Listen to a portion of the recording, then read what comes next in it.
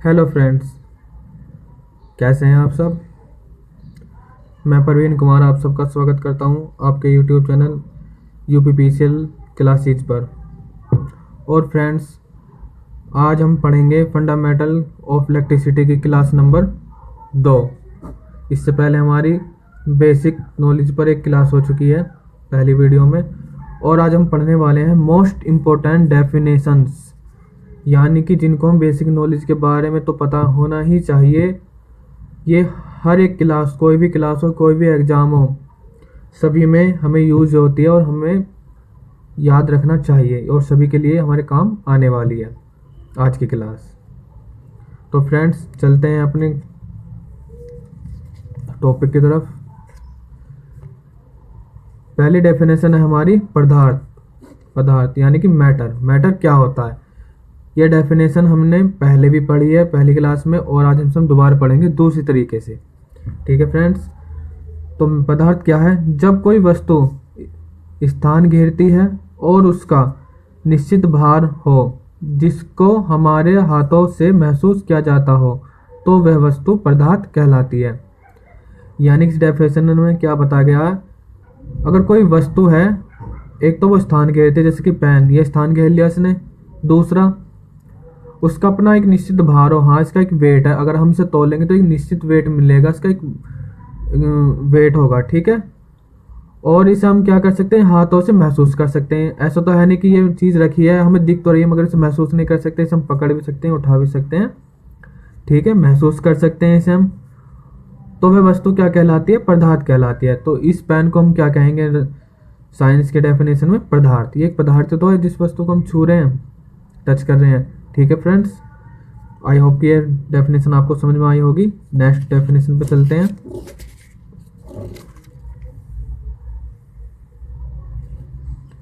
Next definition हमारी भार यानी कि वेट क्या होता है, इसके बारे में पढ़ेंगे।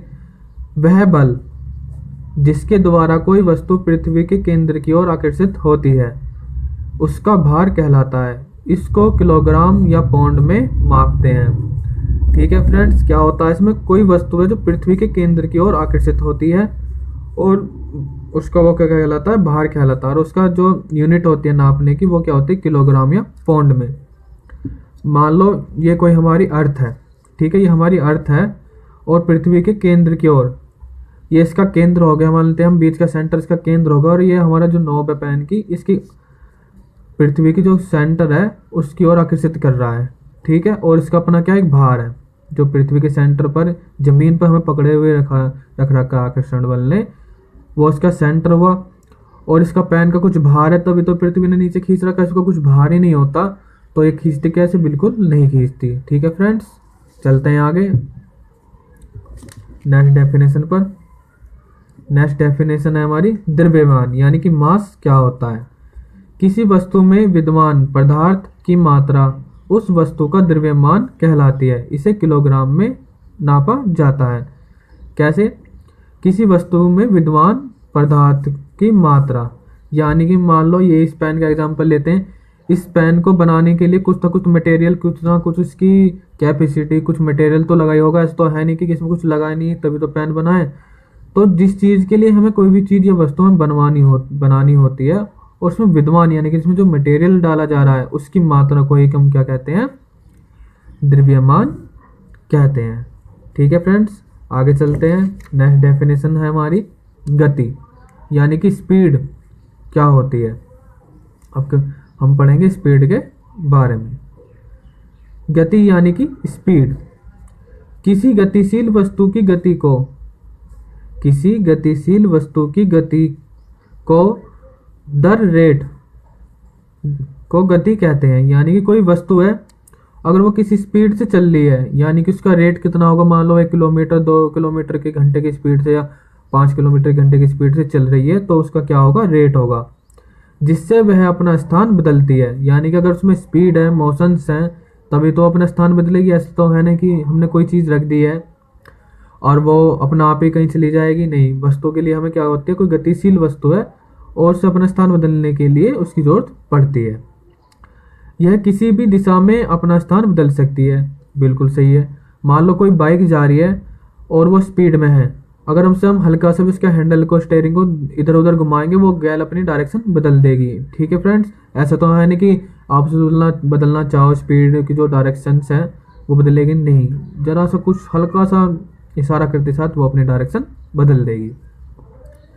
नेक्स्ट आता है, इसे हम किसी यूनिट्स में नापते हैं, किलोमीटर पर आवर या मीटर पर सेकंड में नापा जाता है। कैसे नापा जाता है? किलोमीटर या मीटर पर सेकंड में इसे हम नापते हैं स्पीड को।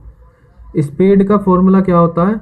स्पीड बराबर होता है डिस्टेंस ट्रेवल्ड, यानी कि तय की गई दूरी। गति का फॉर्मूला क्या है? जो हम गति से चल रहे हैं और कितनी दूरी हमने तय करी है।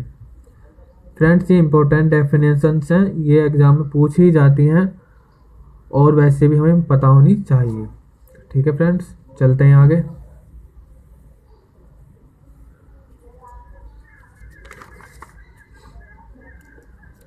नेक्स्ट डेफिनेशन है हमारी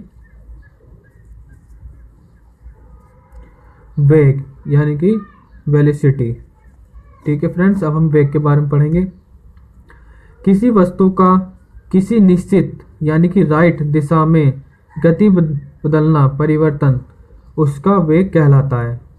तो ध्यान से सुनेंगे क्या क्या आ गया इस डेफिनेशन में। किसी वस्तु का किसी निश्चित दिशा में गति बदलना, यानी कि पहले हम एक हाईवे पर यहाँ चल रहे हैं और हमें एक टर्न आ रहा है, हमें एक राइट हैंड को मुड़ना है और निश्चित डायरेक्शन में तो मुड़ना है, ऐसा तो है नहीं उल्टी सीधी मोड़ देंगे। उस बाइक को डायरेक्शन लेके तो मोड़ेंगे सही, तो जो वो निश्चित दिशा में मुड़ रही है उसे हम क्या कह रहे हैं? वेग कहते हैं। उसका परिवर्तन जो हो रहा है गति का, उसे हम क्या कहते हैं? वेग कहते हैं। इसकी यूनिट क्या होती है? किलोमीटर पर आवर या मीटर पर सेकंड होती है। और इसका फॉर्मूला क्या होता है? वेग बराबर गति परिवर्तन बटे समय, यानी कि हमने गति कितनी परिवर्तन करी और उसमें समय कितना लगा। ठीक है फ्रेंड्स, ऐसा तो है कि एक स्पीड पर हम बाइक को मोड़ देंगे, गाड़ी को मोड़ देंगे, नहीं, स्पीड मंदी और तेज करनी पड़ती है। नेक्स्ट डेफिनेशन है हमारी त्वरण, यानी कि एलिकेशन। ठीक है फ्रेंड्स, त्वरण के बारे में पढ़ेंगे। त्वरण क्या होता है? वेग परिवर्तन की दर को त्वरण कहते हैं, यानी कि जो हमारी बाइक चल रही है और बाइक को मोड़ते वक्त जो हमें स्पीड कम करनी पड़ रही है, जो उसका वेग कम करना पड़ रहा है, उसे हम क्या कहते हैं? त्वरण कहते हैं। क्या कहते हैं? उसे त्वरण कहते हैं। इसको मीटर पर सेकंड या किलोमीटर पर आवर में मापते हैं। किस में मापते हैं? मीटर पर सेकंड या किलोमीटर पर आवर में मापते हैं। और इसे प्रेजेंट किससे करते हैं? ऐसे प्रेजेंट करते हैं। और इसका हमारा फॉर्मूला क्या होता है? वो होता है त्वरण बराबर वेग परिवर्तन बटे समय। ठीक है फ्रेंड्स, आगे चलते हैं।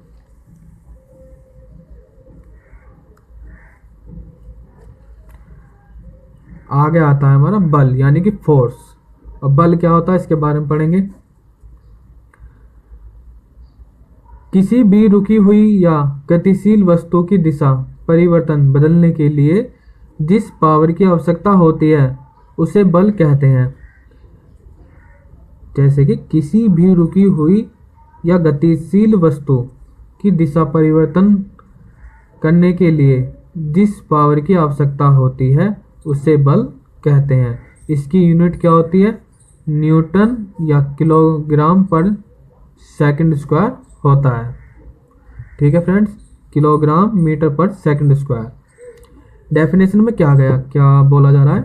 किसी भी रुकी हुई वस्तु, मान लो कोई हमारी गाड़ी है, ये रुकी पड़ी है, रुक गई, अब ये ना तो हिल रही है नहीं कहीं चल रही है, ये बिल्कुल एक जगह स्थिर है, कहीं कुछ नहीं कर सकती है।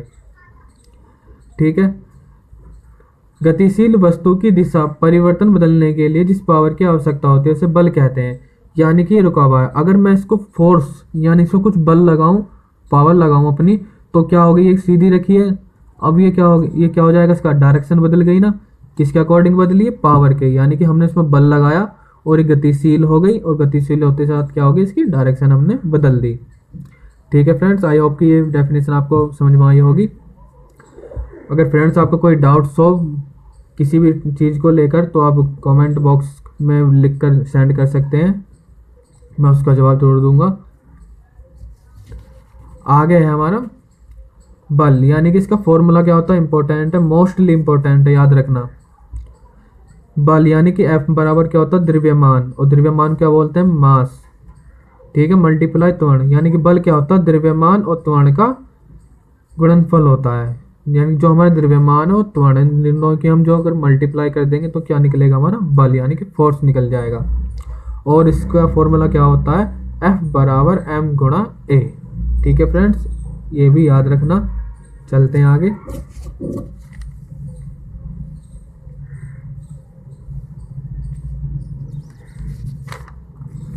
हमारी लास्ट डेफिनेशन है संवेग, यानी कि मोमेंटम।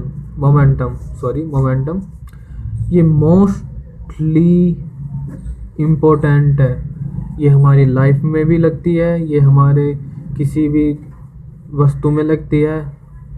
कहीं कहीं आपने सुना होगा लाइफ के कुछ चीज़ों में भी इसका यूज़ होता है बोलते वक्त, और इसका बारे में हम पता भी होना चाहिए।